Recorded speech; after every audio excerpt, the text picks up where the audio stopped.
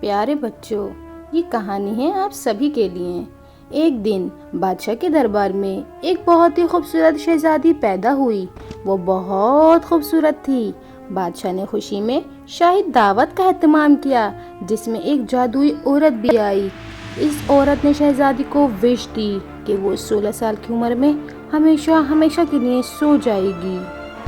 شہزادی جب 16 سال کی ہوئی تو اس کی ماں نے بتایا کہ ایک جادوئی عورت نے تمہیں وش دی تھی کہ تم 16 سال کی عمر میں ہمیشہ کے لیے سو جاؤ گی۔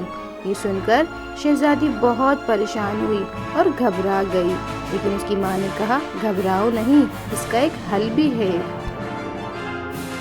بادشاہ بہت پریشان ہوا۔ اس نے اپنے محل میں اعلان کیا، جو شخص شہزادی کو اس وش سے آزاد کرے گا، اس کی شہزادی سے شادی کر دی جائے گی۔ یہ سن کر ایک خوبصورت نوجوان جو جنگل میں رہتا تھا، بادشاہ کے محل میں آیا اور شہزادی سے ملنے کی خواہش کا اظہار کرنے لگا۔ بادشاہ نے اسے اجازت دے دی۔ اس نے شہزادی کو جادوئی وش سے آزاد کر دیا اور شہزادی کو ایک گلاب کا پھول لا کے دیا، جس سے شہزادی جاگ گئی۔